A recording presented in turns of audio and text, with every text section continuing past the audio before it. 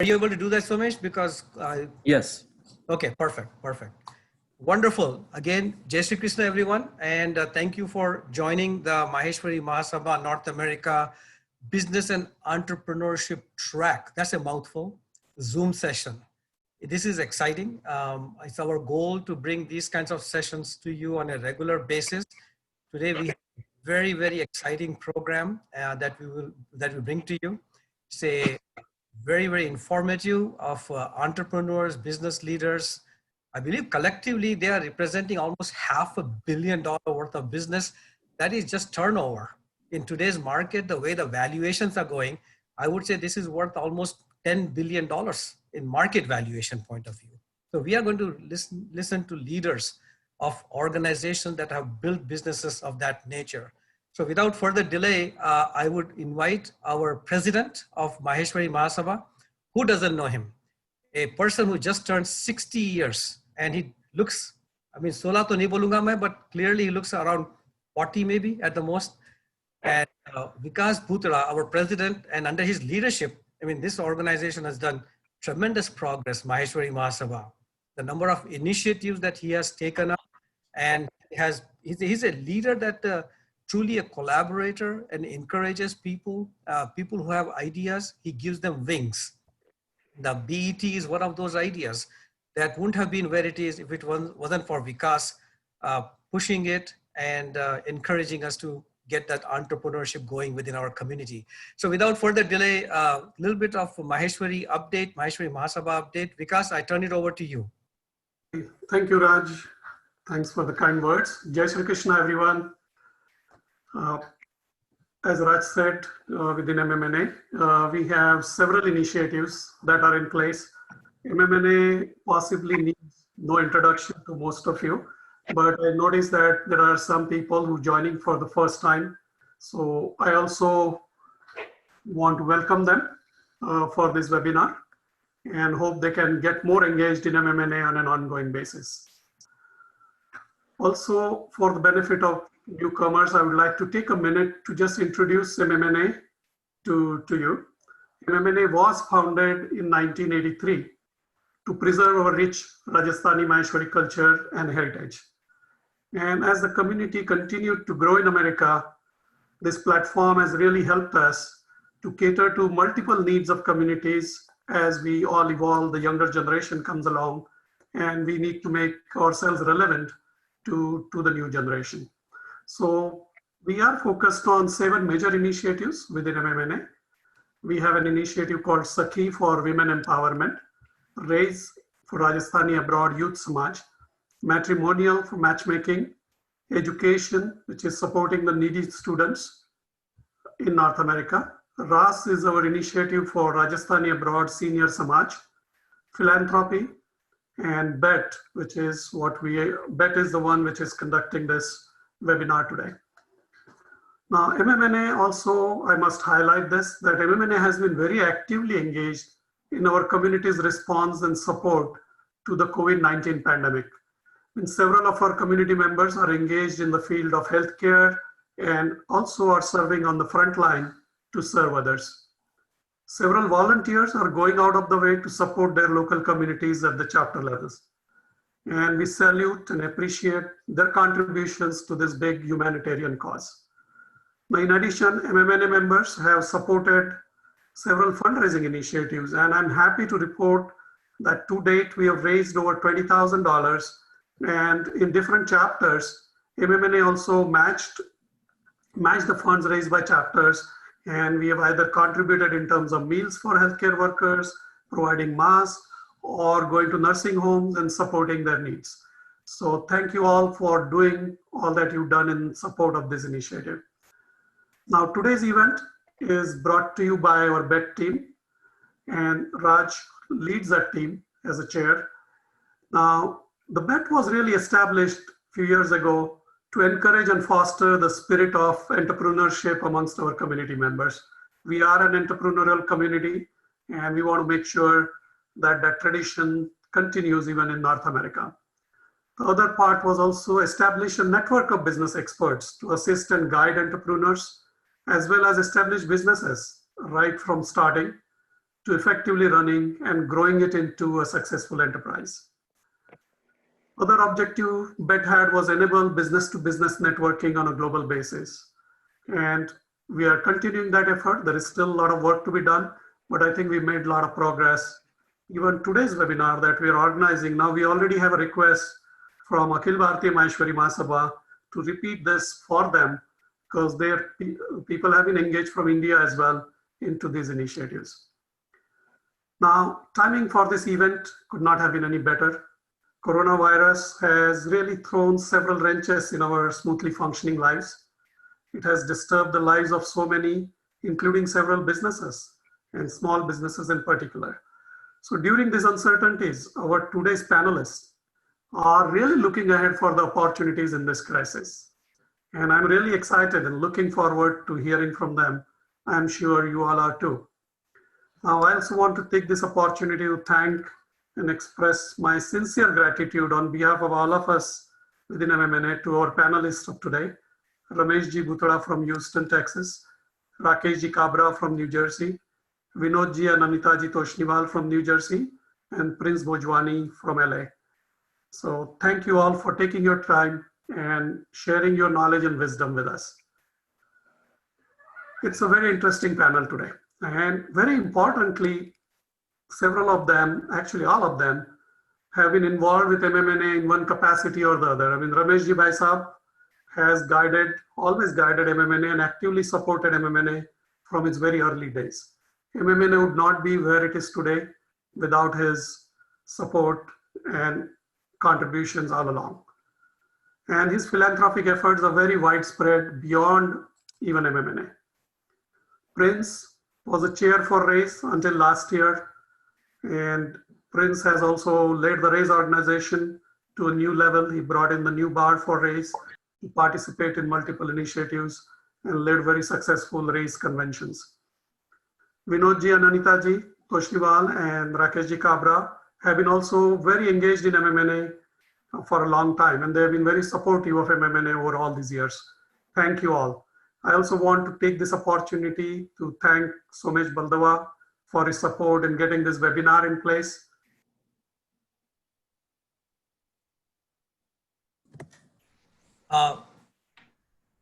Vikas can't hear you. Oh, I'm sorry, I got muted for some reason. Okay. And I also want to thank our moderator today. We are lucky to have Raj.asava, our chair of BET. He took a lot of efforts in putting this event together, getting the panelists together.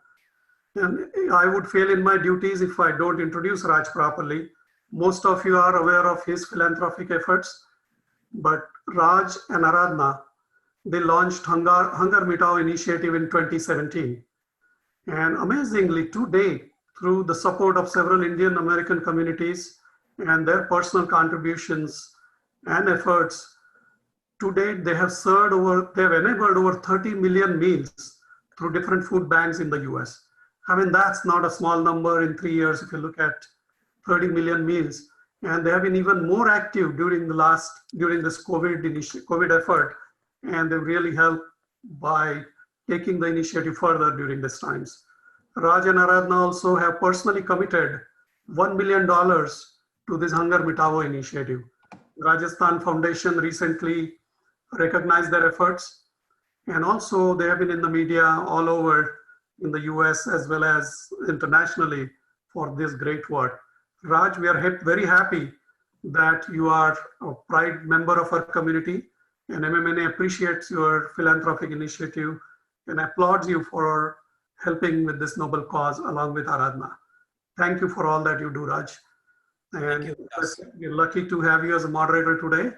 So I would like to hand over to Raj for taking our discussion forward. Thank you all. Thank you, Vikas. Thank you. Wonderful. As I mentioned, you are a phenomenal leader. The way you summarize the initiatives of Maheshwari Mahasabha and the progress that we are making across multiple fronts, it is fantastic. And thank you very much for giving the recognition to Hunger Mitao. It's something that we are very passionate about. You know, this country that has given so much to us, we also need to get involved locally and start giving back So I'm not suggesting we don't give back home. We have to continue to take care of home, but this is also our home. And this is clearly our children's home. This is their motherland. And we got to make sure that issues here are also addressed. So, one Guruji in India, in Tirupati, he summarizes human life in 3 words. I just wanted to start out by sharing that. A human life goes through three stages. It is learning, earning, and returning. कोई साथ जाने वाला नहीं है, कोई साथ किसी को ले जाने वाला नहीं है, कोई माया को साथ ले जाने वाला नहीं है. I mean, whatever we are a result of the community that has shaped us, that has molded us. And as we are ready to depart, it is our duty to give back to the same community to strengthen it. And speaking about community, BET, Business Entrepreneurship Track, right? It focuses primarily on, hang on one second. It focuses primarily on making sure that the natural DNA of the Maheshwaris is not forgotten when we leave our home country, India, and come and settle in US. Clearly, many people came here and started, working in some professional capacity. In fact, majority of them did. And eventually we got settled in that professional capacity. I remember having several discussions with Ramesh Bhai Saab. And, when I heard about his journey and how he kept that fire of entrepreneurship burning inside him, which resulted in the most amazingly successful business that he's running today, that is why we said, okay, let's under the Maheshwari umbrella, besides maintaining our culture, our language, our heritage, let's also ensure that people realize that part of our DNA is business. It is entrepreneurship. And I will just read the definition of DNA from the dictionary. It just says the fundamental and distinctive characteristic are qualities of someone or something. And the fundamental distinctive characteristics of a Marwari, of a Maheshwari is business and entrepreneurship. I mean, our ancestors, right? They left Rajasthan with Lota and Janeu. I'm sure every one of you heard that story, right? They started with nothing. They left with Lota and Janeu and they went to Calcutta, Bombay, Hyderabad, other locations, right? And they started from scratch and look where they are. And also there's one other element of the Maheshwari community, which I am very proud of, but somehow we need to strengthen that here in America, which is not only the Maheshwaris were successful, any person hailing from Rajasthan, if they were to go to Calcutta, if they were to go to Bombay, if they were to go to Hyderabad, they knew if there was a successful Maheshwari in that area, they had a roof over their head and they had food in their stomach, right? Without worrying about anything. I mean, that was basically the commitment from Maheshwari community. Ki thako ata ghar hai, right? Jao dhando karo. Don't worry about things, but you will have a home. So they gave a running start. They opened doors for other Maheshwaris to be successful. So this is something that a spirit I do believe we as Maheshwaris need to foster, encourage, especially for our next generation. So with that, I'm really excited because we have 5 panelists today, 3 panelists and a wonderful couple. Each of them have basically built businesses. Some of them are serial entrepreneurs. Some of them have taken a business and just grown it dramatically. And they are going to share with us, what inspired them, what caused them to consider doing business. Why didn't they get comfortable and settle into a job and 6-figure paying job and 7-figure with the options, etc. Why did they not just do that? Why did they go through this tough road? And how do they feel about it today? So with that, a good moderator after the introduction talks little and let the panelists talk a lot. So folks, be ready to listen to our panelists. So I'm going to ask each of our panelists to do a couple things here, right? As the introduction, so that we do context setting. So we know where they are coming from. So I have asked each panelist to speak for about 2 to 3 minutes. And basically, I want them to talk a little bit about themselves, right? Their name, where from India do they come from, where in US they are based, right? And a little overview of their business. I would request not get into the weeds about what inspired you, because you will have ample opportunity to talk about issues and inspirations and mentors, etc. But it is important for people to know, for example, the Toshniwal couple, right? They are in the marble granite slab business. So we like to hear a little bit more about what exactly is that business. Prince is doing something really fascinating. So in investment side, hedge fund side. So let's hear a little bit about that. So with that, I'm going to actually start with Prince and request Prince. You have 2 to 3 minutes, Prince, to talk a little bit about, again, yourself and then about your business. And while Prince and other people are speaking, I will share the screen which has their bio data on it. And also I had shared this information, by the way, on the social media on the MMNA page. But again, I'll put it up here so you can read along if you would like to and get to know them better. Prince, with that, you're on, my friend. Awesome. Well, first off, Raj, Uncle, thanks a lot for setting up this, amazing event. And before I begin, I just want to tell everyone that I'm deeply humbled to be amongst the 5 panelists. I think they're very experienced and very successful, and I think we're all going to learn a lot today. Hi everyone, my name is Prince. I've met a lot of you that are on this call today. For those who don't know me, I'm based in LA, but my family's originally from Karachi, Pakistan. So I was born and raised in LA, went to undergrad in UC Santa Barbara, worked at a consulting firm, and then accidentally fell into my first venture, which I can get into later. Early 2019, I successfully exited that venture and started a alternative investment firm called Graywall. We primarily invest in AI, data, cybersecurity, and some commercial real estate. By the end of 2025, we're tracking to invest through a pipeline of about $100 million. And also, so that's the for-profit side. On the nonprofit side, I've actually recently co-founded a nonprofit called Sonic Voices, which is the Alliance of South Asians in North America, which is building the infrastructure for economic, political, and social change for South Asians in North America. And I'm super excited to be sharing details about either or with all of you. Great, great. Wonderful, Prince. Really appreciate that. I think we are looking forward to hearing more about your activities at Graywall, and not only what got you in there a little bit more in depth, but also what you see going forward. So with that, I'm going to next call on Rakesh Kabra from New Jersey. Rakesh? Yeah, Jai Shri Krishna, everybody.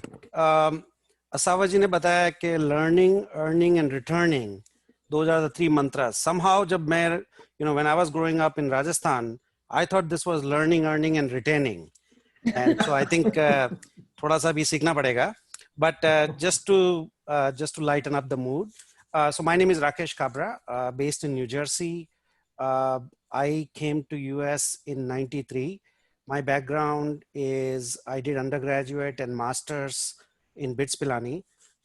Grew up in Chittorgarh, Rajasthan. So originally native from Rajasthan, stayed in Rajasthan all along for undergraduate and master's. And then after master's completing in '93, came to US for a PhD program and completed that in '98 from NJIT in New Jersey. एक बार New Jersey में land करने के बाद, it's very hard to leave New Jersey. So stayed in New Jersey throughout the time. So while I completed my PhD in '98, I took a full-time job in '96 with a large corporate company, in Princeton, New Jersey, and spent a couple of years there. And while the job was good and the pay was good and everything was great, but that probably was my most stressful time in this country, because it never made sense in a corporate politics to highly educated, highly driven person to get bogged down into the politics. And that actually drove me to start look into the businesses, because at least control your own destiny and see where it goes. So I started dabbling into businesses around '98 time.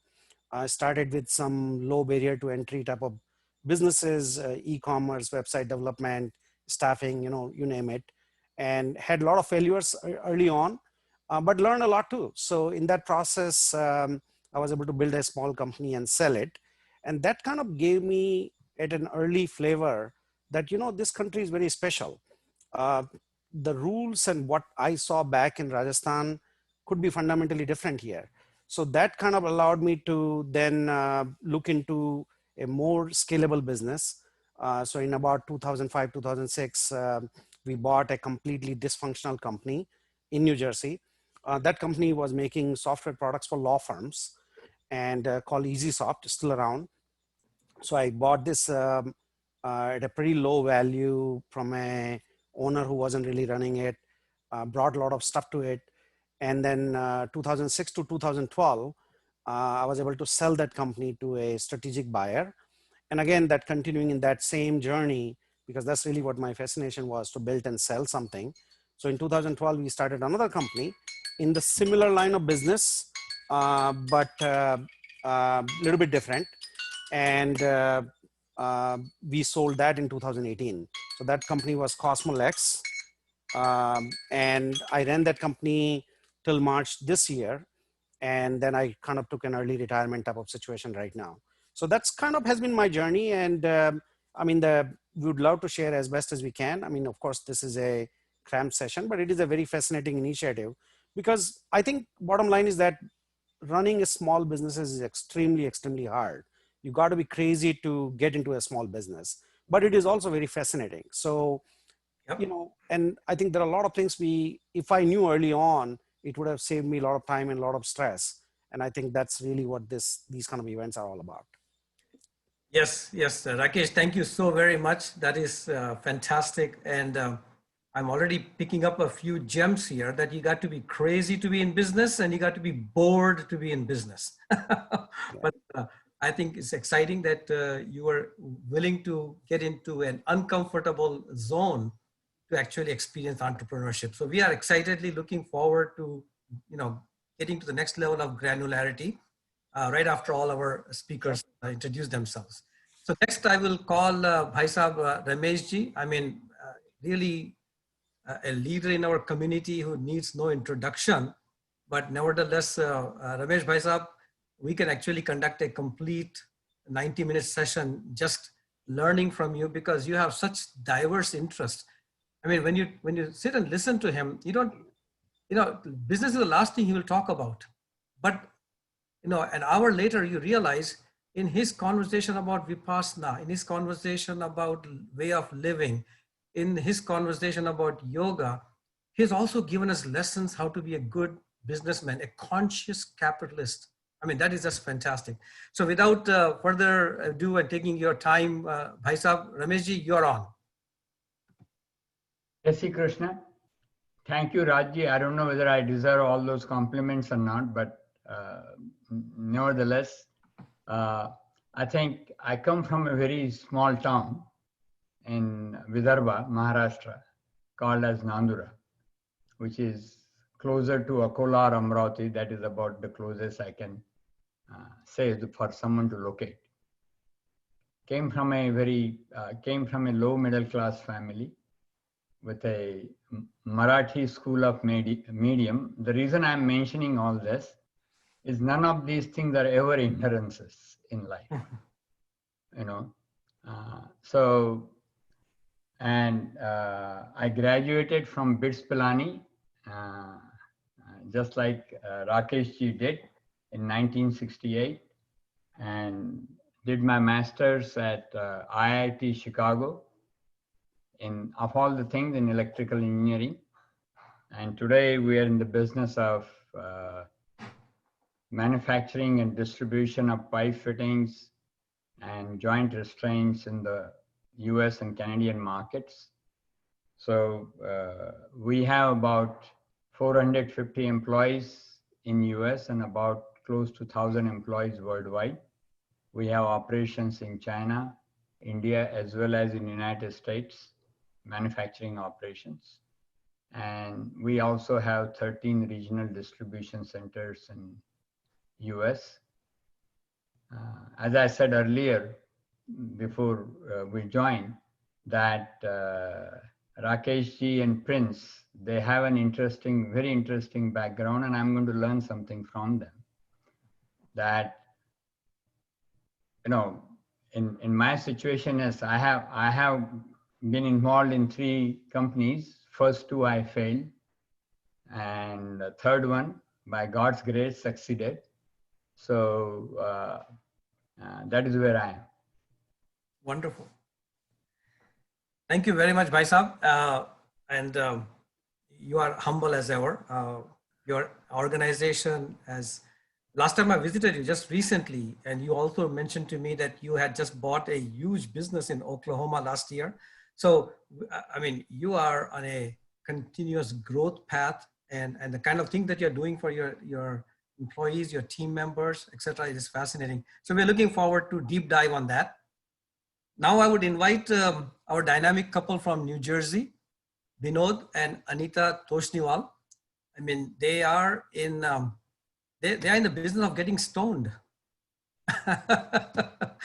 What I really mean is that they are in the graphite and marble and slab business. And in fact, they have a wonderful short video clip that gives a beautiful overview of their business. So I'll turn it over to them. And when they give me the cue, I will play that short clip for you.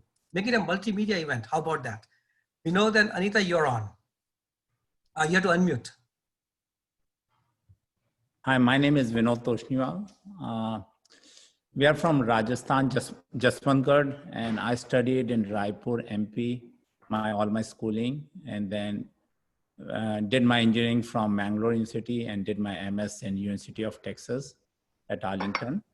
And I came to US in 1985 and worked for 5 years and started this company in 1989. Now, Anita. Hi, I'm Anita Toshniwal. Thanks for having us on this panel. I was surprised and very excited to know, with all the talent out there, that we had been given the chance to be here. Hope we can inspire some new entrepreneurs through this today.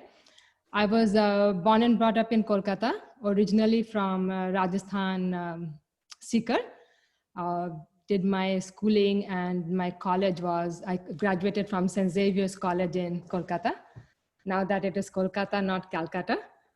I joined the business. Vinod started this business in 89, and then I joined him a little bit over time after I got out of my job.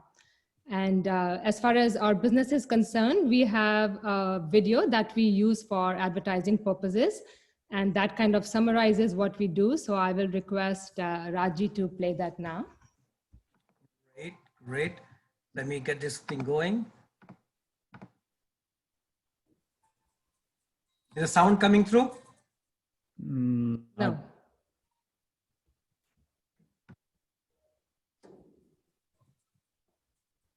This is the maximum I can get.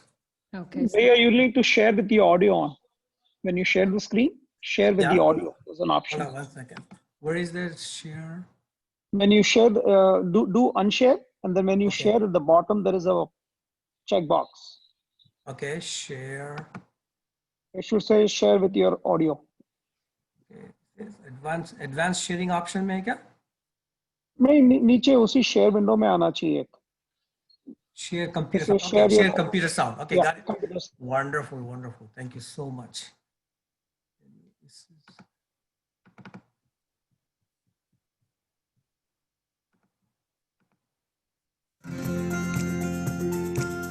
That coming now? Yeah.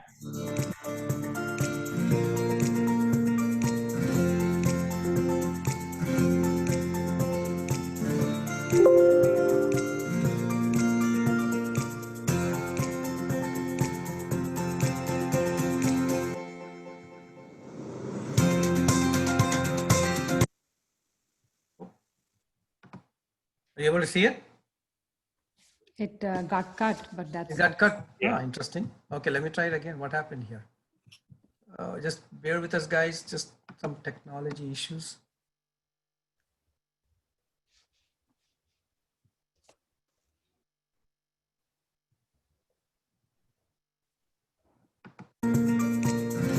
Okay now? yeah. All right.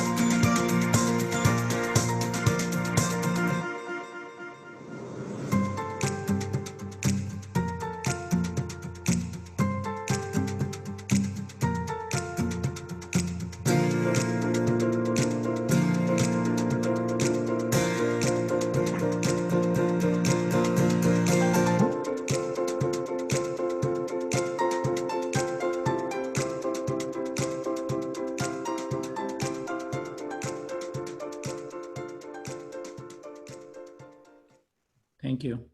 Great, great, great. Before it goes into the other thing, any other YouTube video? Let's just stop that. There you go. So that's what we do. We import marble granite quartz slabs from all over the world, India, Italy, Brazil, Spain, Turkey, etc. And we distribute within the US. And Great. Wonderful, friends. So let me just kind of quickly, now that our panelists have introduced themselves and you have a good feel for the diversity of businesses they represent. Interestingly, Jitendra ji, can you believe it? We don't have any IT person here or any IT company here. You know, Hamesha IT companies tend to monopolize, right? Majority of the people have come on IT, working in IT or IT industry. So, I mean, in a way, I'm kind of excited about that because IT के outside भी बहुत businesses है और in business के कारण तो IT है as opposed to IT के कारण business है, right? So with that, I would like to now get into some good discussions with our panelists. And I'm going to kind of go through, and first I started with Prince, so now I'm going to start with Rakesh. And I have a simple question, Rakesh. I mean, first, why did you decide to get into business? But before you answer that, for the benefit of our listeners, please, two things. If you have any questions, put it in the chat session. Just start out with the word question or a Q in the front. That way we know it's not just a remark about how good we are looking, but it is actually a question to the panelists. If you have a question for a specific panelist, put Q space Prince, Q space Ramesh ji, whatever, you know, that way we can ensure we can try and get that in front of them. And thirdly, please stick around because there's one thing, I don't even know if our panelists know this or not, but we are going to put the panelists on a hot seat, right?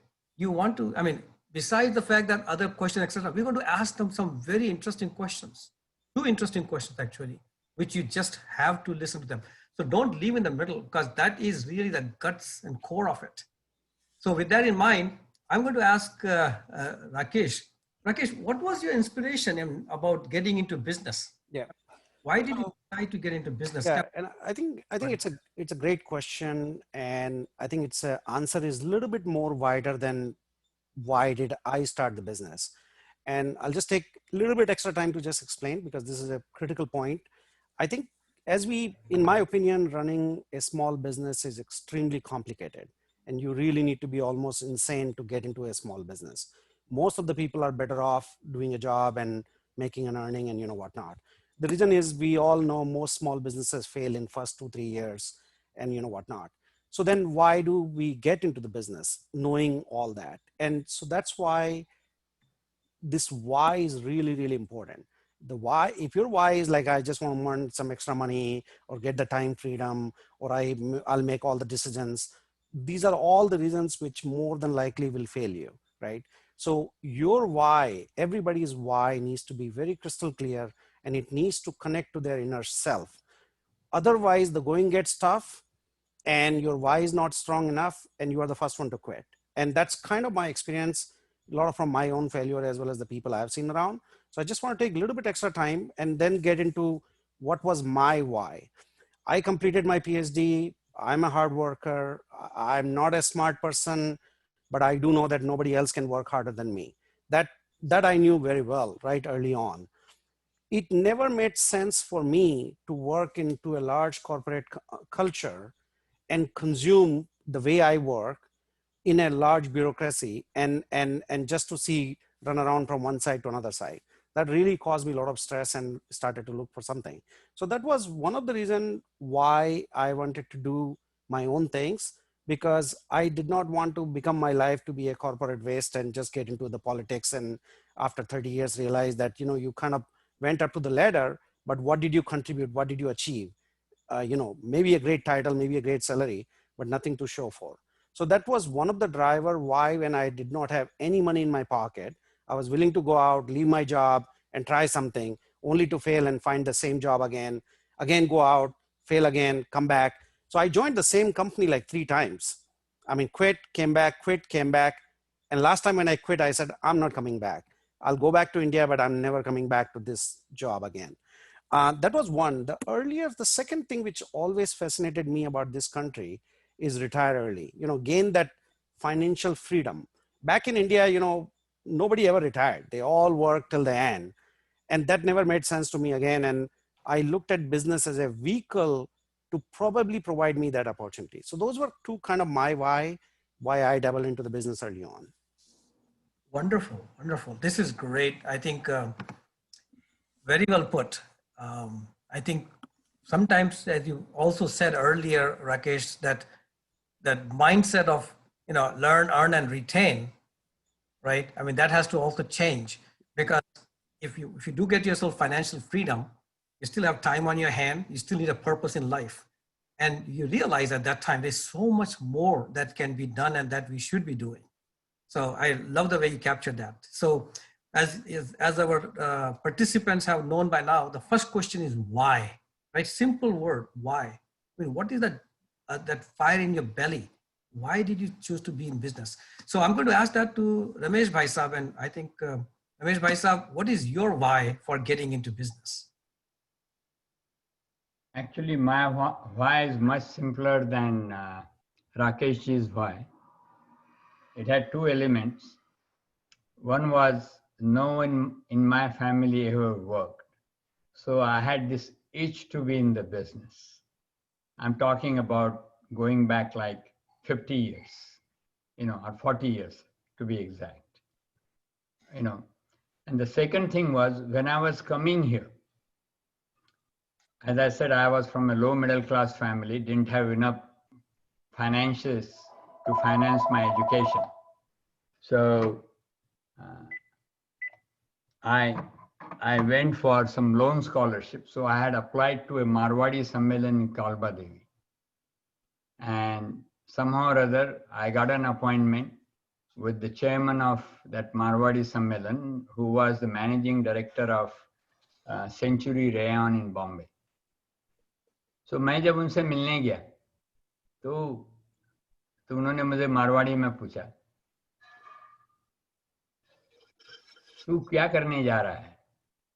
तो मैंने कहा मैं MS करने जा रहा हूँ electrical engineering. उसके बाद में क्या करेगा? तो मैंने कहा मैं जॉब करूंगा. तो बोले जॉब करने के लिए वहां जा रहा है? हाँ, you should think about giving jobs to others rather than taking a job. So somewhere or other that stayed back at the back of my mind. And maybe that's why ended up in starting the business and taking a lot of the lumps, which Rakesh ji talked about.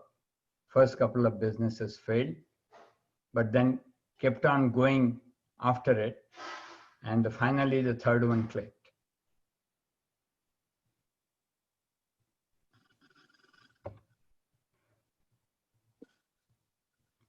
You are on mute.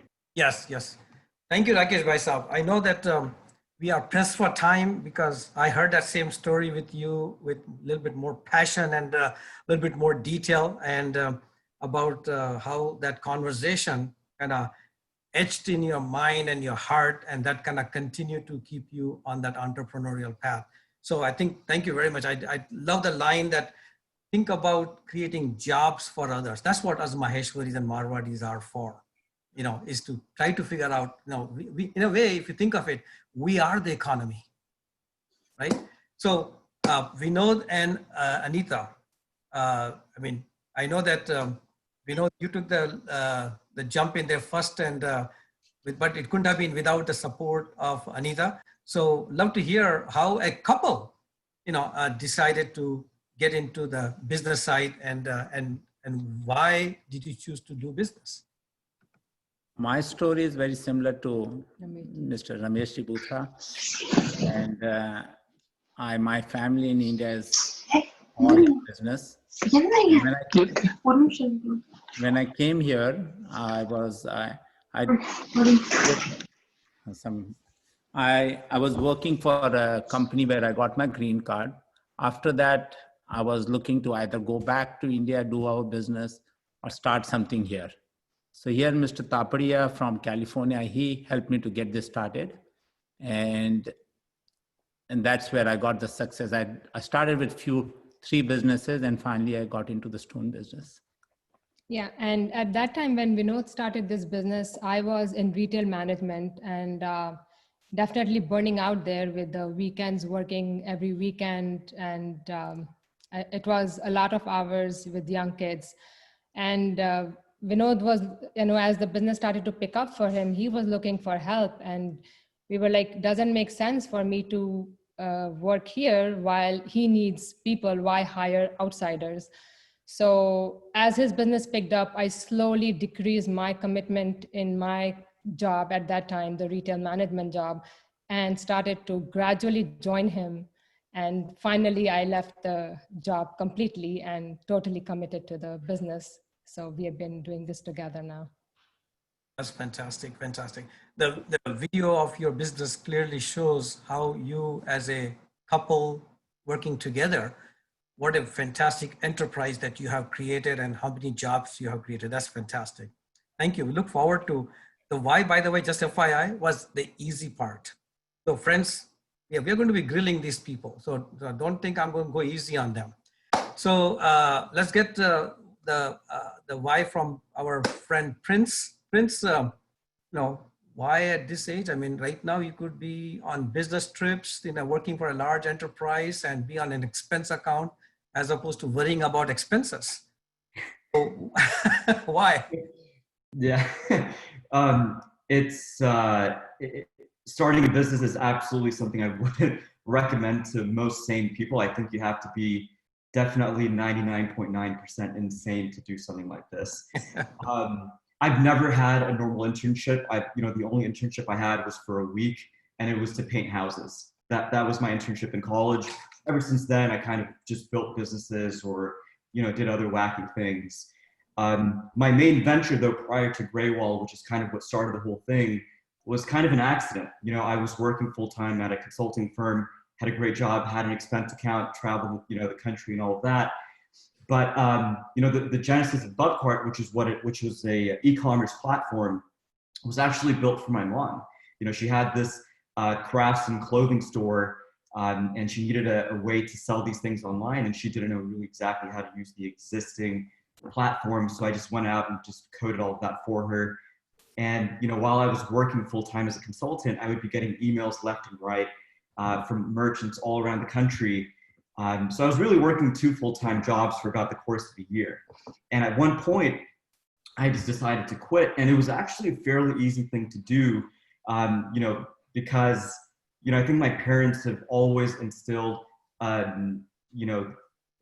various lessons or some degree of self-confidence to kind of just, always push me in the right direction. Don't just stay in a bubble. To give you an example, whenever my sister and I would go to school for the first month, they would never care about our grades. The first thing they would ask was, tell us the name of 5 new friends you made. So it was always pushing us to go out and meet people, do other things. And then transitioning from, Bubcart over to Graywall, that was actually pretty tough, right? Because for Bubcart, I'm a full-time operator, I'm meeting people, I'm scaling business, I'm worrying whether Amazon's gonna crush me today or tomorrow or the day after. And now with Graywall, I'm managing my money and other people's money, investing in, cutting edge technologies that, I would have never dreamt of. So that's kind of why I started, my transition to entrepreneurship. That's fantastic. I think, Prince, you represent the youth on this panel, and you bring up a very good point.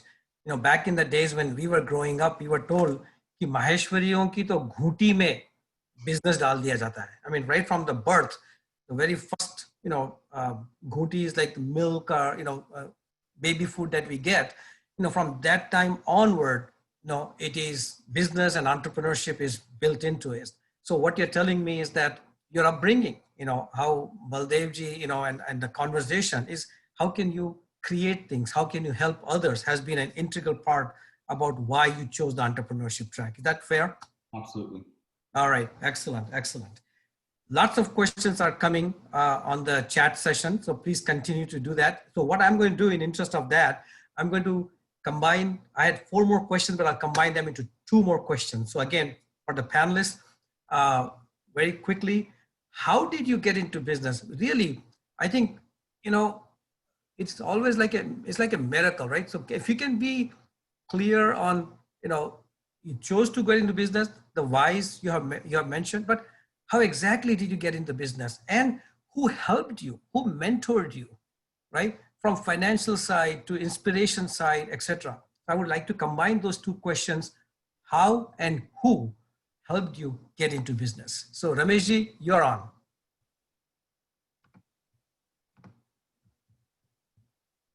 Maheswari, you're mute. Yeah. Okay. I'm sorry, Raji. You said you combined two questions that. That's right. I basically the how you got into the business, a little bit more specificity, so that what happens is that business remains a little bit fuzzy for those who are not in business, right? They would like to know specifically, whether it was a loan, whether it was your life savings that you put on the line. That's on the financial side, but also who helped you, who guided you, who mentored you. When the first things went haywire, right? Who listened to you and who inspired you to get back on the horse? I think you asked a question which really brought back my memories. One thing was, when I started, really I did not take guidance from anybody, unfortunately, but I jumped into business for the very reason that I had an itch to be in the business. And we started with of all the things, ladies garment business, in late 1970s. Those days there's cotton clothes were very famous over here. The hippie generation was there and people used to wear all cotton, this thing. But we were the wrong people in the wrong business in the wrong place. All of us were engineers, including myself, other partners who were there. And we're in the wrong business. We had no appreciation for styles and colors and things like that. Like, for example, Anita ji and Binod have with their marble business. And then we were in the wrong place. We should have been on a Fifth Avenue in New York, but we were in Houston. So all that said, we failed, and then, but while we were doing that, we got into castings business and we remained there. But there was a point in the business around 1985 or so that I started questioning myself. That, क्यों यार मैं क्यों इस झंझट में पड़ा?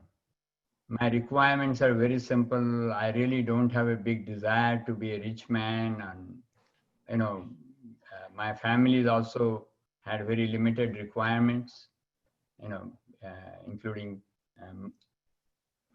my wife Kiran. So and at that time I came across an article. I used to get a weekly from India those days, Organizer. And there I came across an article from an RSS General Secretary by name H.V. Sheshadri. And I remember very distinctly sitting on my dining table and reading that article early in the morning around 5 o'clock. And it said, whatever the resources God has given you, the real Purusharth is put all that to work to the best of our ability. And it meant resources means any kind of resources, whether financial or knowledge resources or experience or whatever. And really work hard at it, and whatever the results you get out of it, think of yourself as a custodian and not as an owner. And keep what you need for yourself, your loved ones, and really take care of then give something back to the society. And somehow or other, at that time, I was in a listening mode. So it hit me. I said, God has given me a bit of a resource. थोड़ा बहुत business का talent है. समझा हूँ, business में हूँ. So maybe this is what my destiny is. So I should just not have any second thoughts. Just stay with the business, come what may. put in all my best. But it also answered the second question, which I said that I really don't need all this money if I end up in making from business. It said, you don't have to consider yourself to be the owner of all that. Consider yourself to be custodian. And so it answered all my life's future path. So that became really so sometimes not even a person. I mean, I had taken guidance from a lot of people within the company, outside the company, and I still take. But sometimes even an article like this can become your mentor. So that's what I wanted to share. Wonderful, wonderful. No, I think this is great, Bhai Sahab, because as you rightly said, inspiration kahan se aata pata nahi. So be open-minded, you know, and that is very, very good. And I love the way you phrased it, you know, that mentality of being custodian as opposed to owner of resources, and also the responsibility of using our God-given talent and resources for betterment. In our case, in Maheshwari's community case, it is business. So that's fantastic. I'm now going to turn over to Binod and Anita Toshniwal, and love to hear from you. Your how, you know, getting into again next level of granularity, you know, pain points, etc. And who actually helped you, guided you, mentored you? Where did you get the inspiration? Like Bhai Sahab got it from that article. Over to you. For me, actually, I was working for a steel company, manufacturing company, and over the time, the company was not really doing good. So that was one of the reasons forced me to start a business. And my family in India, like nobody has ever worked for anybody. So they were always pushing, you have to do business. And that's one of the reasons. And another person in Mr. Tapadia, he wanted to open something in East Coast. So he pushed me to get this business going. And my thought process was that I'll try for 6 months. If it doesn't work, we have business in India and then we'll go back. So at that particular time, we were looking, okay, let's try it out. And luckily it worked pretty good for us, and that we continue accordingly. Yeah, so this is a true case of what you call about the DNA, the business DNA in the Marwaris. Binod,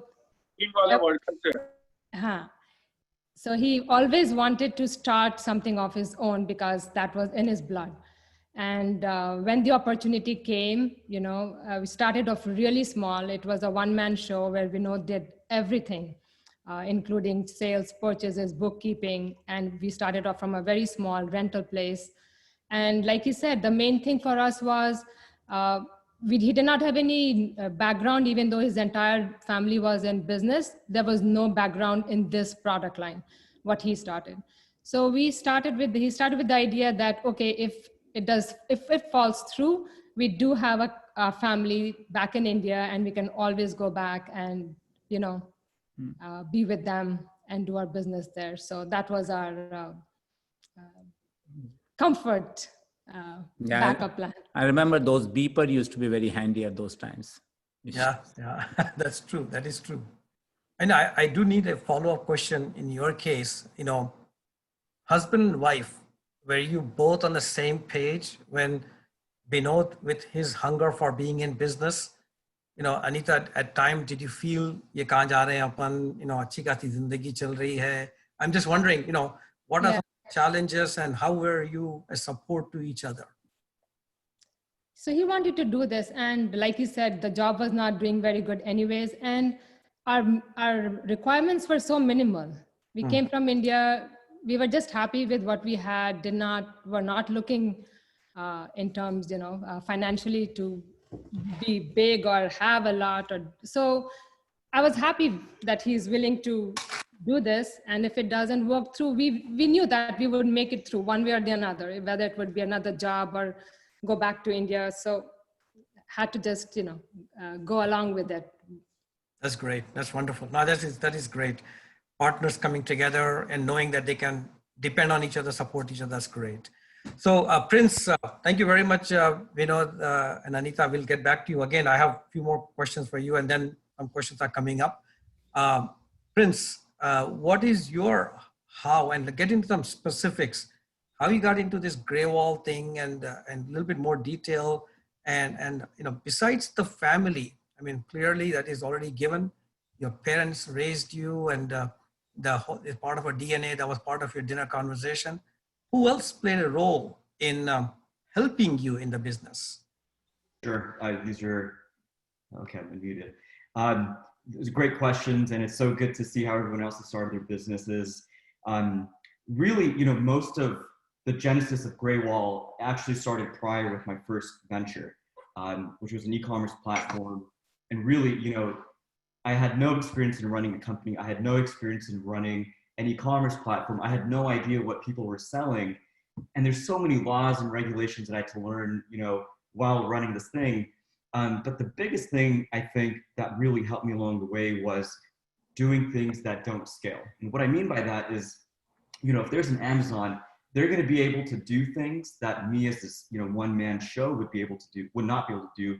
But on the flip side, I was able to do things like spend entire days at a time, go business to business to business, 8 to 10 hours a day, and just persuading strangers to sign up for my service, right? And what that allowed me to do was, face rejection after rejection after rejection, and realize that I have to keep pushing, right? And there were so many things that led up to that point, but it was that ability to face rejection and build the technology behind it that, once I exited Bubcart and started Graywall, I was able to really quickly understand which startups and their entrepreneurs that are powering these startups would succeed and which wouldn't. There's a specific DNA which is a common thread, I think, amongst most successful entrepreneurs that I was able to see. So I took a lot of my personal capital, and I brought in some investors who are on this call as well, and started investing in a lot of high quality startups,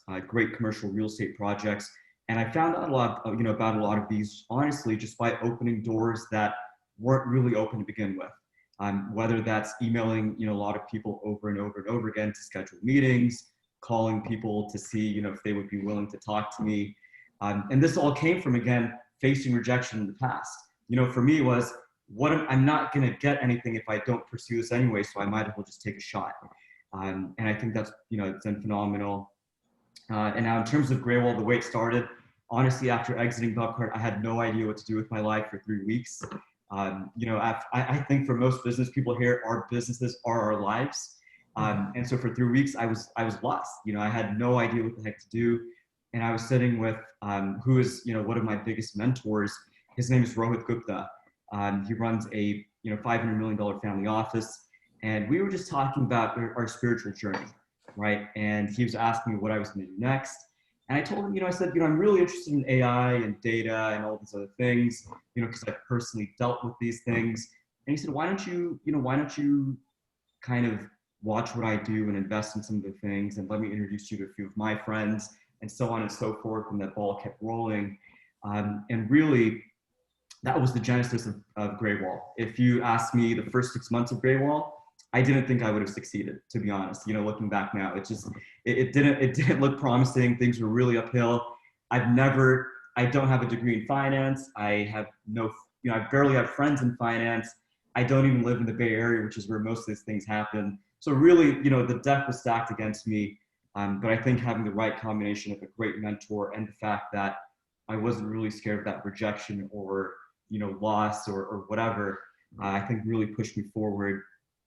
And looking back now, about 18 months in, I've been able to, co-invest or personally deal with a lot of the top global institutions, only because I, had that stupid level of confidence, just open every door that was there in front of me.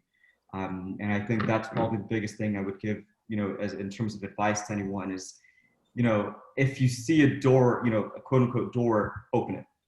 Don't worry what's on the side, just open it, and then, deal with the consequences later. Yeah, that's pretty much how I started Graywall and the venture before. Great, Prince. Definitely, we look forward to continuing to hear successful stories from Graywall and from you. And I love the way you said it, and you also named a person. So one clear pattern that's coming through is that no person is self-made, especially in business. Be humble, be open, be ready to take mentorship, guidance.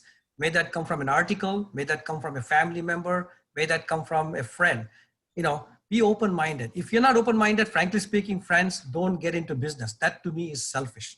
So with that, Rakesh, your turn. And after that, we're going to open up to some questions that have come on the panel. So Rakesh, your how and who, if you can share that with us. Yeah. So how was not that difficult because, I started with a corporate job. I wanted to do something, there. It was not possible in that setup. I was a pain in the butt for my manager, Bill Mayweather, whom I still friends with. And he kind of encouraged me probably to get off from his back to start something. So he encouraged me that, look, if you're going to work this hard and you're going to be this demanding, maybe you should do something at yourself. And he kind of provided me some initial ideas that, look, this country is made for business. The failures are not considered failures here. If you have the will, there's a way. So he kind of gave me a lot of, initial support, moral support.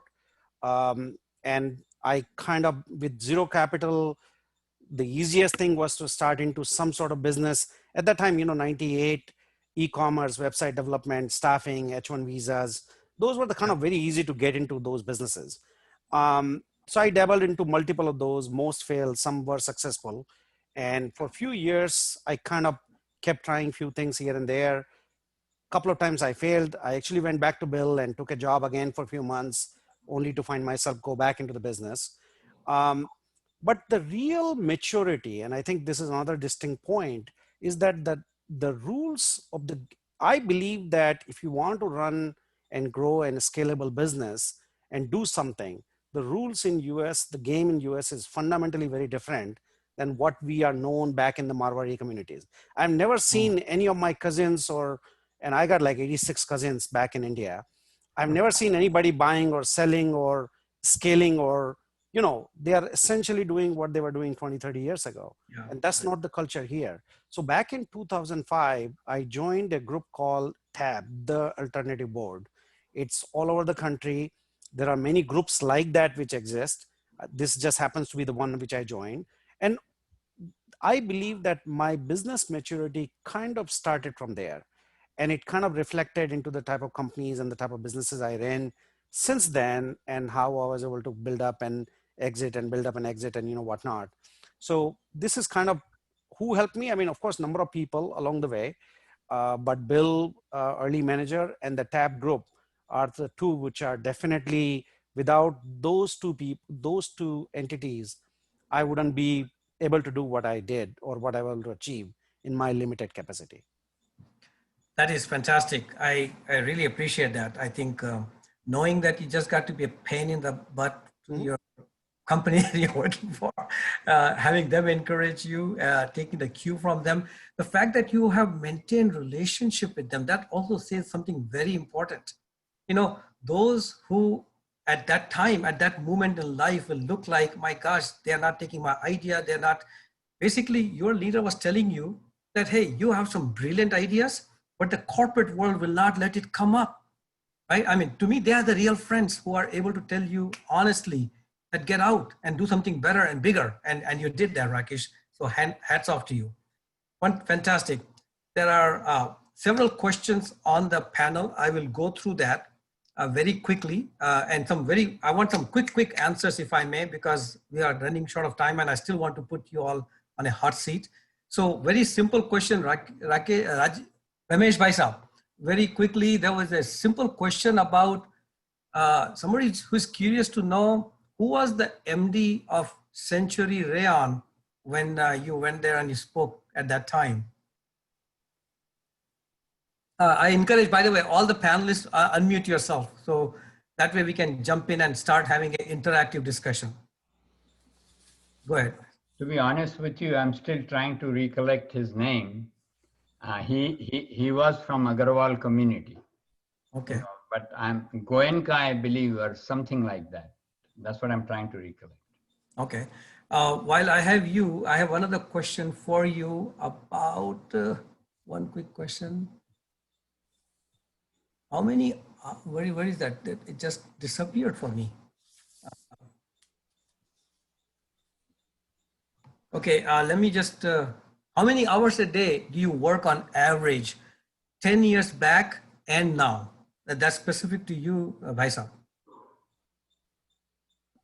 You know, I'm about 75, but unfortunately, I'm not as lucky as Rakesh ji is thinking about retiring. I don't think I'll be able to retire till I'm functional. So anyway, but I take life a little easy lately, and I spend enough time with my grandkids who live with us as a joint family. And but I do work when required. I do work about 10 hours a day. When required, I only work a couple of hours a day today. 10 years back also, I think I probably worked a little harder than that. But I have always tried to manage some balance between work and yoga and meditation. Wonderful, wonderful. Thank you very much. Next question, I'll pose it to Prince, young person. You know, we talk about sustainability and things like that. So how to find balance between sustainability with growing families and innovation and entrepreneurship and the environment, etc. If I were to just throw that in there, and how to manage the risk of failing. What are your thoughts on that? Sure. So I guess for clarification, sustainability, you mean, is that more of a work-life balance, or is that sustainability in, I guess, the planet itself? So that's a very good point. I think it came from a work-life balance, but Okay. I posed it to you. Would love to hear your thoughts on the planet itself, with what's happening in San Francisco, Portland, Seattle, with the hurricanes. I mean, a president who is in denial of the environment issue. I want to hear from the young person, you know, as a business owner, how does that affect you and what do you do about it? Absolutely.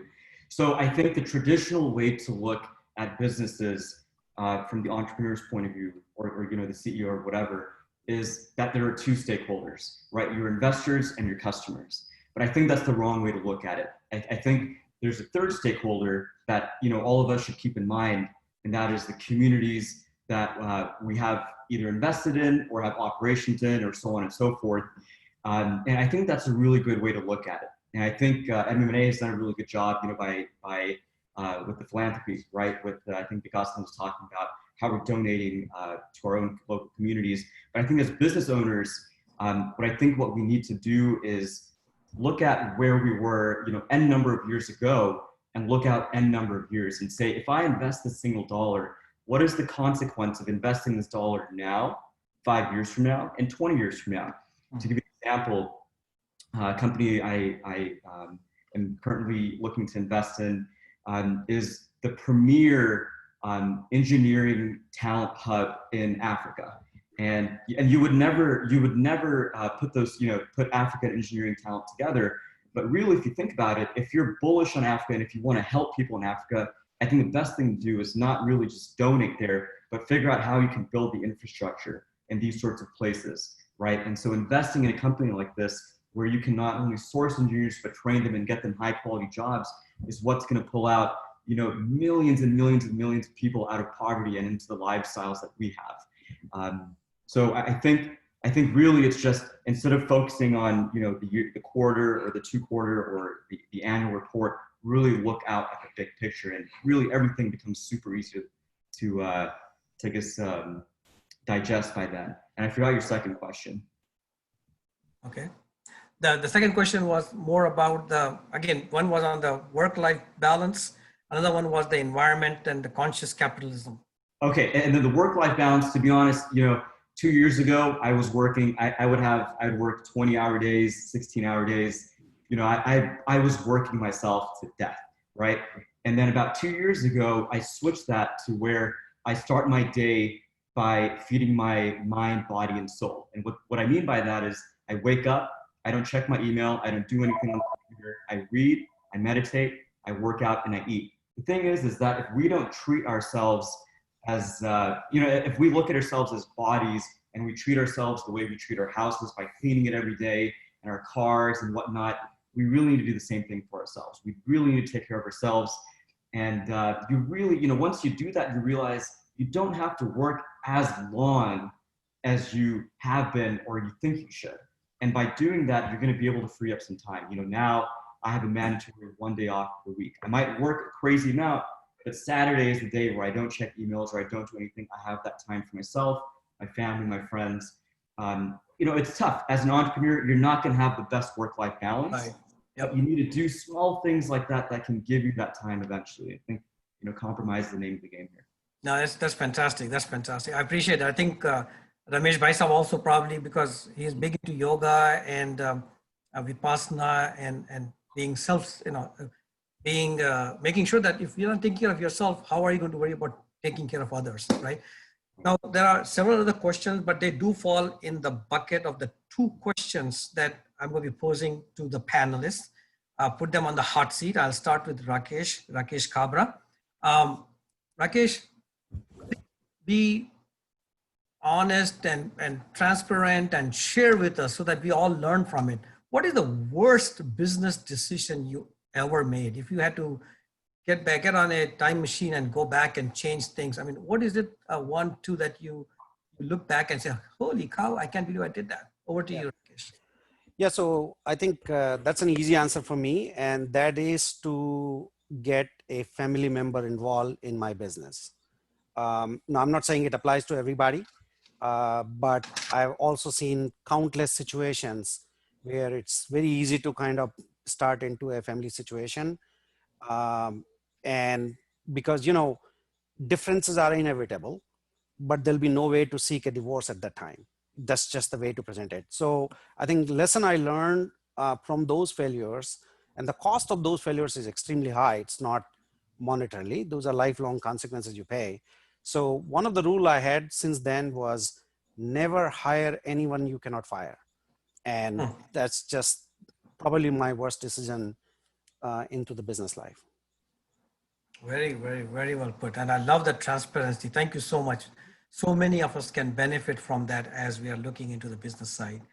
Binod and Anita, the businesses that you have run, and could you share with us, again, worst business decision you made that we can learn from? For me, actually, I had a lot of opportunity to expand new location. So which would have expanded the business pretty aggressively, which I never did. So, but for me, that was not the worst decision. It was more or less, I would say, more my decision because finally, if business, like one of the primary goals is to make money. And for me, there is no end to making money. And so I told him, like, if you open up another place, he always would bring up, like, let's open up a place in Atlanta or wherever other opportunities were in Michigan. I'm like, it's going to be a lot more work. You'll be traveling a lot more. And why do we need so much more? Why do we need such a big business? We are happy, we are content, and let's start doing more of what we want to do and start,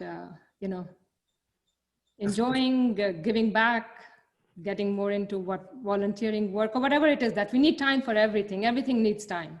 So you cannot give 12 hours to your business and then another 12 hours to your other things. So that's fantastic. Binod, you are one lucky man.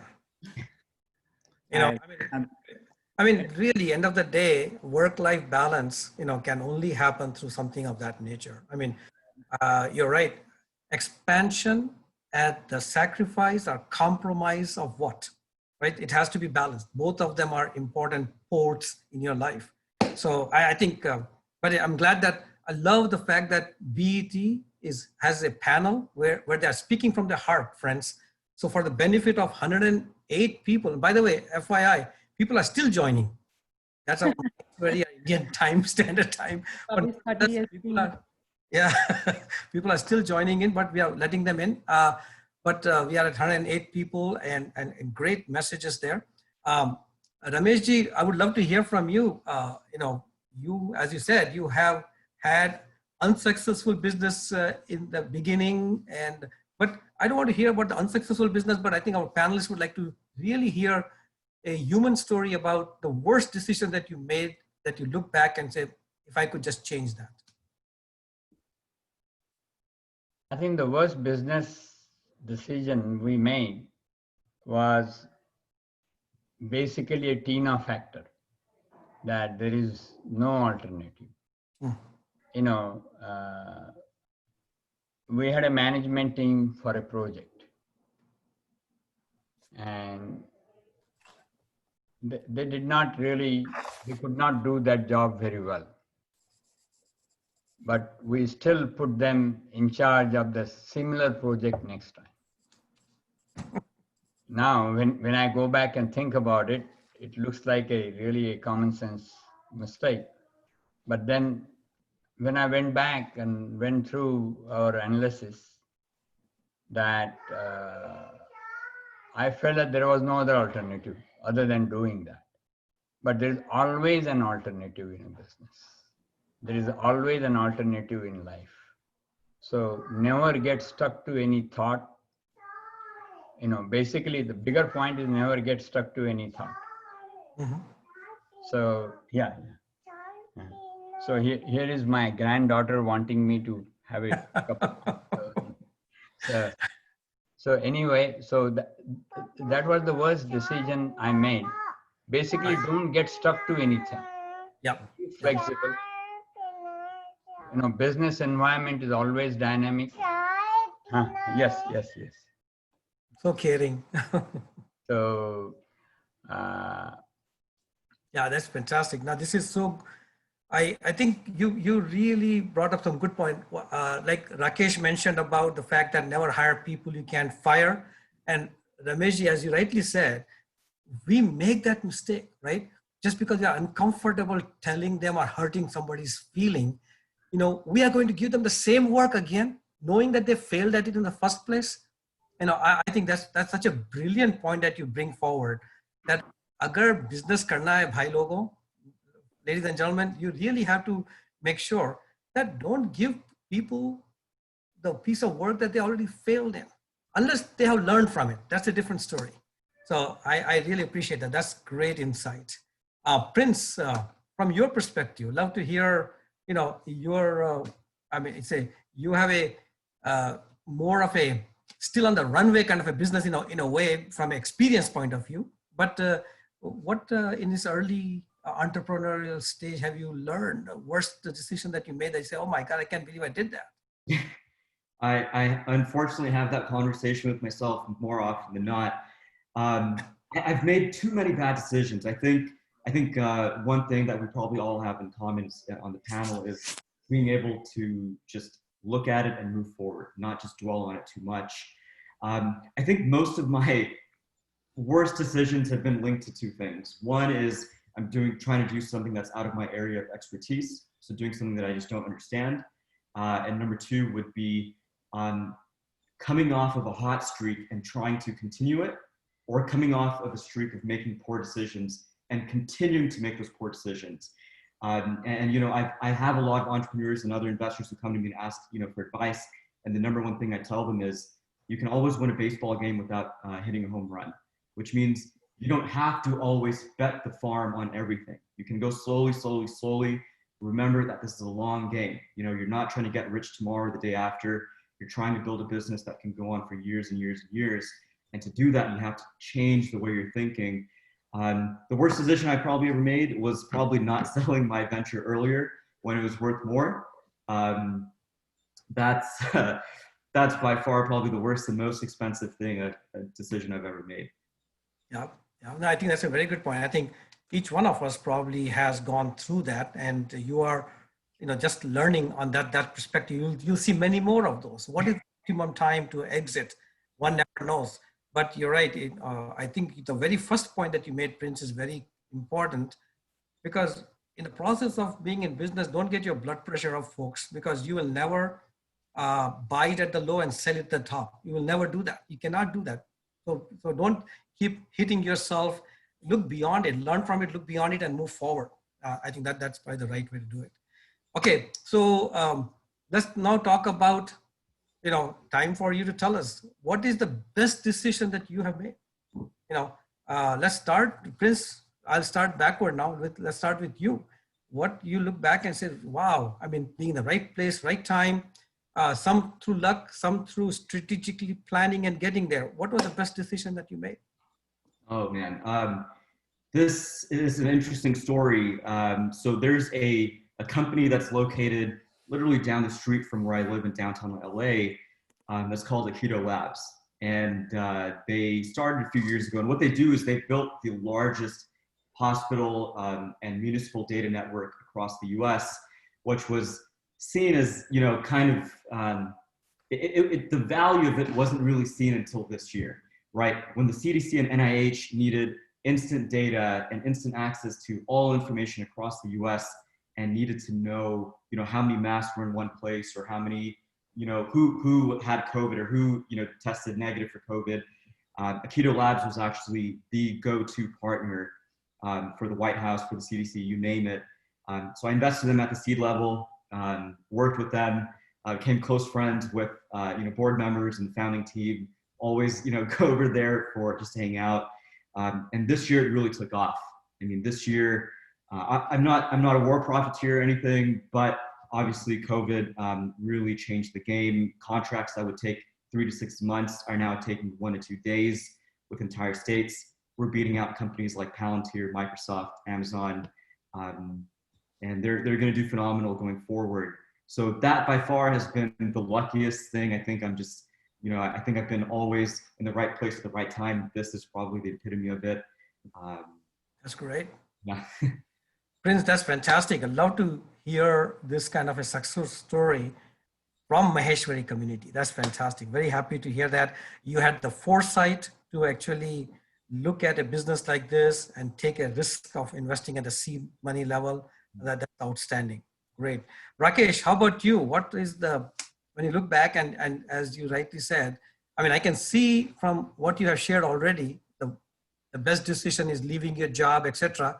But in the business, when in the business, that decision that literally exponentially, benefited the business. I would love to hear that. Yeah. I think for me personally, joining the TAB group in about 2005 probably was transformational for me for a couple of reasons.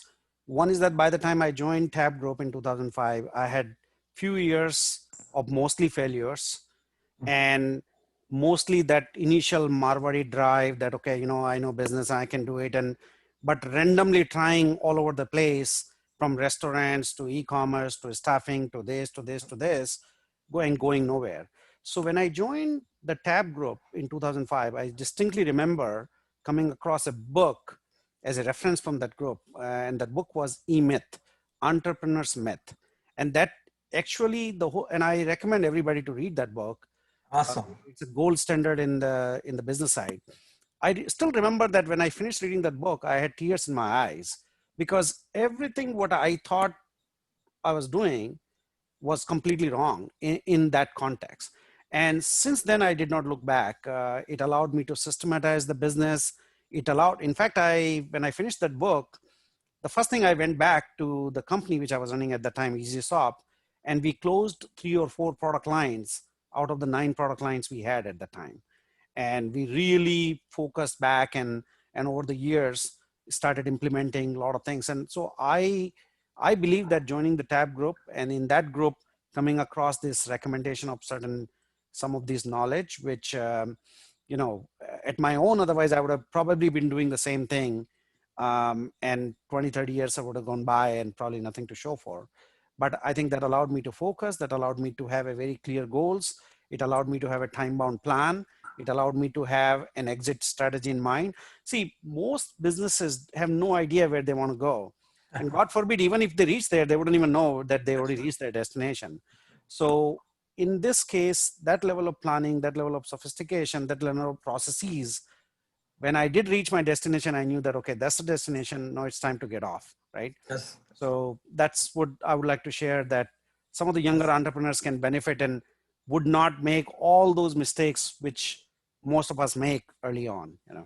No, I think this is great, Rakesh, because as Maheshwaris, while we have business in our DNA, we also have another element in our DNA which doesn't work in the Western society, if I would, danda versus business, right? I mean, the professionalism. I love the fact that he open to learn, and in your case, you benefited from joining an organizations like TAB, right, which connected you with other individuals who do businesses in the Western world.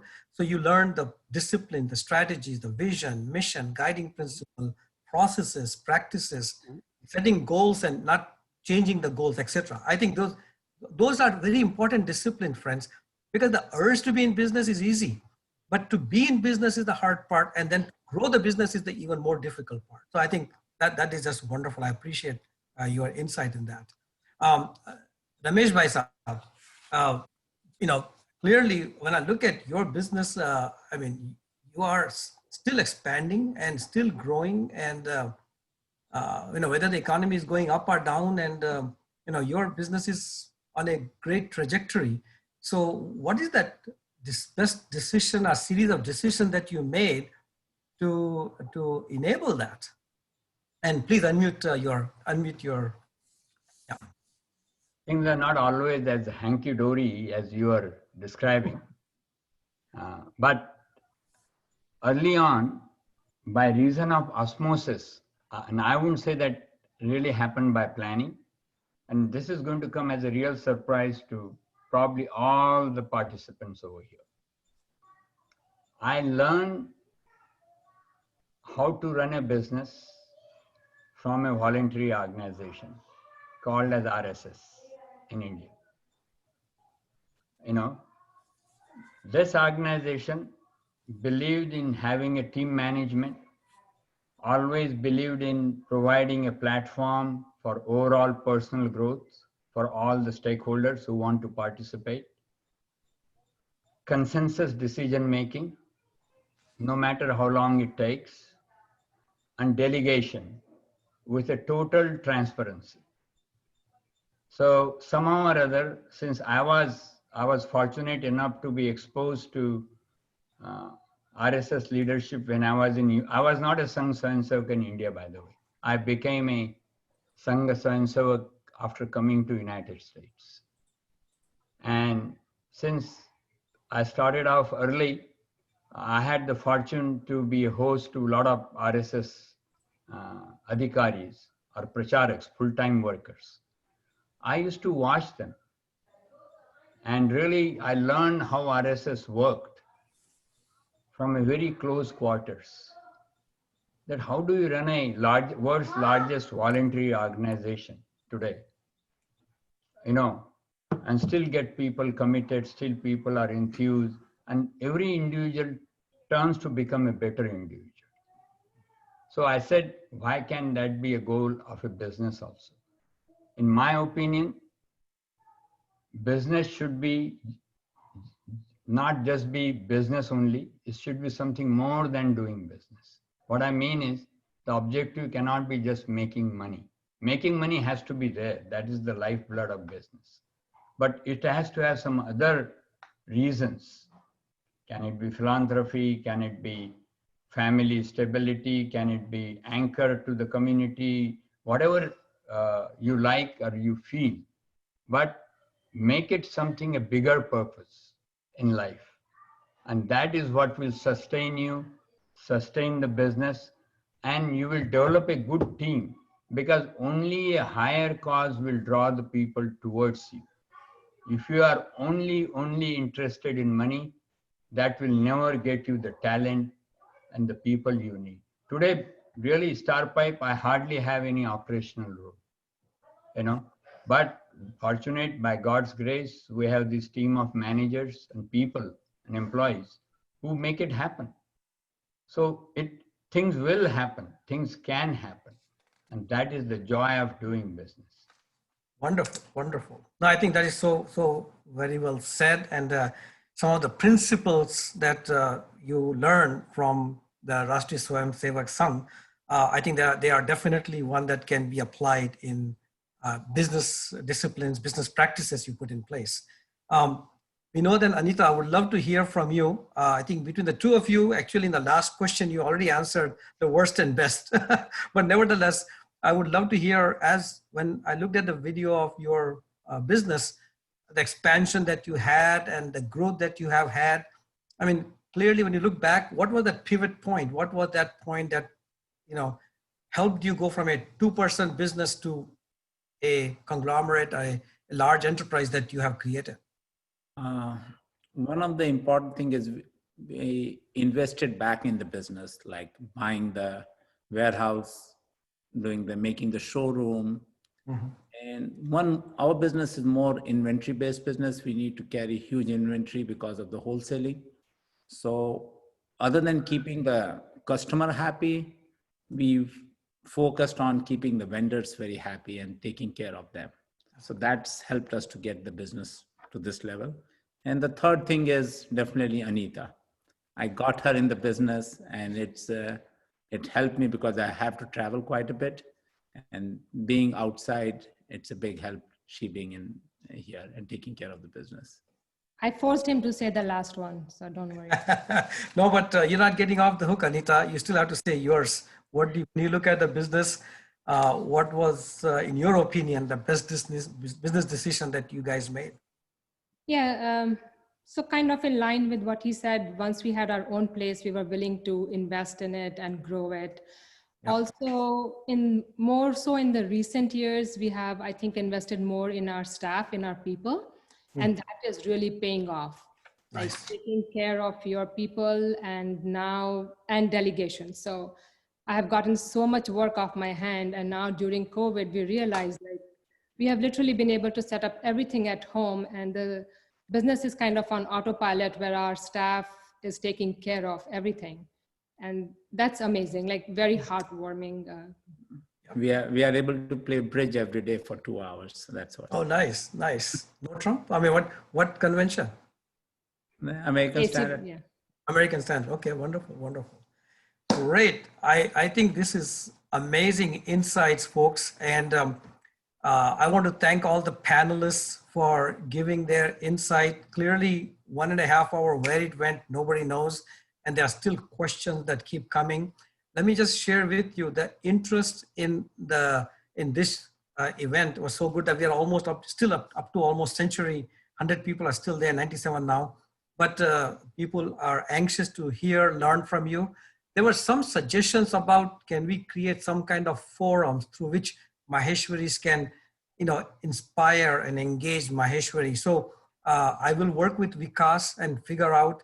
There was an email that was sent to me saying that those who may be interested in a specific sector like retail and construction and apartment buildings. So there seems to be areas of interest around which businesses, entrepreneurs, people with interest, they want to see within the Maheshwari community, shall we create a group like that? So this may be the natural growth of BET into that, because that's our goal. End of the day, not just Gyan Bhatna, but we want to go beyond Gyan, right? I mean, Gyan ke saath saath action is needed. And I think I would look at Vikas and our team working together to figure out how we can make this happen. At this point, I would request each of the panelists to take 1 minute, and it's your 1 minute, whatever insight, whatever you want to tell our listeners. Several of them, as I mentioned, almost 100 of them are still on. So please just go ahead and share your perspective. And I would start out with Ramesh Bhai Sahab first. You have to unmute Bhai Sahab. The closing remarks, if I may. No, I think I really appreciate and thank Rajji and Vikasji to arrange this session, and all the participants for taking 1.5 hours, 2 hours out of their schedule on a Saturday afternoon. That means there is an urge for people to be in the business. But I think always have a larger goal in life when you are going to go in a business. Love it. Because otherwise, there are going to be so many challenges which are going to really make it very difficult But besides that, always this one thing is this, like we say this, that those who want to be, for them, Starpipe needs to be a platform to become a better individual. To become a better individual, not only financially and career-wise, but emotionally as well as spiritually. Because that is what the goal of life is. So really try to, in my simple mind, that's what I found, that whatever we do in life, we should try to, and not necessarily that everyone has to be in the business. There is no need for that. We all have our roles carved out, but become a better individual, whatever you do. And that way you will see the path we are on as a human being is a successful one. Great, great. Thank you very much, Bhai Saab. And I will actually even, before I ask the other panelists to do the closing remarks, I do want to say, if any of our listeners want to reach out to you, they can connect with you. They may look for guidance and ideas, etc. Are you open for that? Please share that. Yes, please. Yeah. Okay, that's awesome. That's awesome. Great. All right. So next, Rakesh, if you could give your closing remarks. Sure. So I think, business is a fascinating journey. It could be a very painful journey, but it is still fascinating. And my only advice to the younger entrepreneurs is learn from other people's mistake. You do not need to make the same mistakes over and over again. And there are, ultimately business is not an art which only few people can do it. It is a science. There are processes, there are guidelines, there are rules. And as long as you take some time to formulate those strategies, ideas, the focus, strategies, differentiation, delegation, investing into the business, networking with the right people, not trying to do too many things. Very, very basic, simple principles, which can save so much misery as we kind of go into the business world. And that's really what kind of the summary, if one thing I would like to share would be investing your time and effort before you kind of get into the, into the weeds of the business. Great. I love our panel because they are straight shooters. I mean, it takes a bold person to actually make a comment like that business is science, not art. Because that's a debatable comment, right? A lot of people have different perspective, but I like the fact that Rakesh has done several businesses and he's now proving that, folks, if you're open to learning, right, science will give you knowledge and you can now learn and actually be a successful entrepreneur, successful in whatever you choose to do in business. I love it. I think that is so correct. I think the key thing is that you have to be open to rewire yourself, open to learning. That is awesome. Prince, let's hear from you. I can't believe you're telling me to follow up with these two amazing folks. It's going to be tough. First off, I want to say again, thank you for setting this up. And I'm really, again, humbled to be amongst some great entrepreneurs. And I'm going to walk away with a lot of great lessons as well.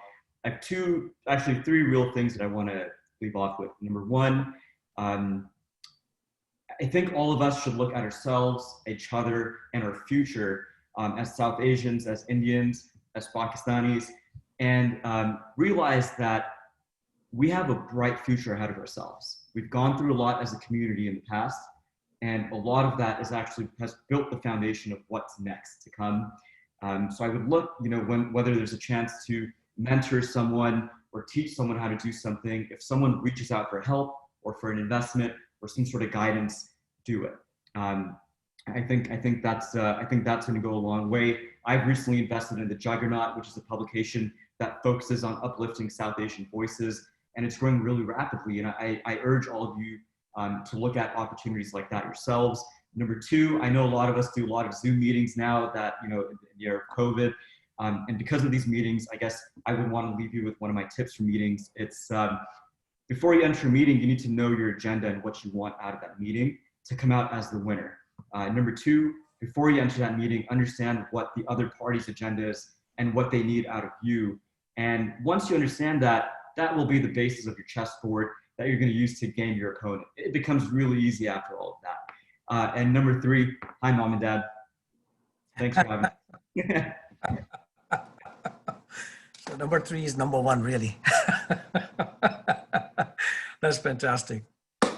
Prince, very well said. I love the way you articulated it. I think if I were to just take your second bullet about know your agenda, how unplanned people go into meeting and wonder why we didn't get anything out of it. It's your fault for not clearly having, okay, I'm going to spend an hour in this session. What do I expect to get out of it? And then drive the meeting towards that. Secondly, know other parties' agenda. So then you can work towards a win-win scenario. Because if you are working on a win-lose scenario, it's a one-time victory, friends, because you just made enemies for life by making somebody else lose. The key is to keep it a win-win scenario. I think that's fantastic. All right, and I think lastly, Binod and Anita, your closing remarks, please. For being Maheshwari, I think it's in our DNA, and I feel that most of us can do the business if you have the desire. One of the most important thing is you have to be very persistent and do not quit once you start a business, and you'll achieve that. Yeah, I mean, like, to add on to that, like Binod, when he first started the business, he tried importing leather products. He did raw silk, and he got into stone, and then finally, you know, that worked. So you can give up. Yeah. Very well. And for me, the one big thing I would say for people who are in business, I see that sometimes when people own businesses, they are workaholics because there is no end to it. When you own a business, even today, if you know that our showroom is open on the weekends, if we go on a weekend, we can get 2 extra jobs just by being there. But you have to draw the line and strike that balance between work and figure out what your priorities are and how you want to balance that and where the business should stop in your, you know, Very well. a break. Go Maheshwaris, that's why it's. Yes, definitely. Also, thank you, Raji, Vikasji, and I'm sure there are many others behind the scene who made this happen. So Totally. we want to thank you all and our panelists and the viewers who have made the time to join us today. And anyone want to reach us for any Please. suggestion, we are always open for that. Wonderful. Believe nahi karenge, people are still signing in. So I tell you what, I'm going to now request Vikas, our president, to come and give any closing remarks. I do see a lot of questions on the chat session, which I will email it to the panelists unless the panelists are able to download it themselves. Nevertheless, we will scrape it and we'll send it to the panelists, and panelists can then try to reach to you and respond to your specific questions. So that's one thing I will commit to. And then we will continue to have more of these sessions. Vikas, are you still on? I am thinking. Yes, Raj, you're on. Make sure. Yeah. First of all, I want to thank all the panelists. Amazing job. I mean, where can you get this kind of experience? No matter which business school you go to, I think you can't learn all this in 1.5 hours time. Amazing experiences, lessons learned, very well shared, and really want to encourage all our youngsters, whoever want to go into business, please feel free to reach out to Raj or myself, and we'll guide you in the right direction. We'll connect you with the right resources. We don't currently have a very well orchestrated, I would say, a mechanism to facilitate, but that's what Raj and I are working on under the BET umbrella to take it to the next level. So thank you again to all the panelists. Raj, can't say anything more about your moderation. Amazing, amazing, amazing. Very well done. You made sure all the panelists were on track. You made sure you linked the topics, and excellent, excellent job done.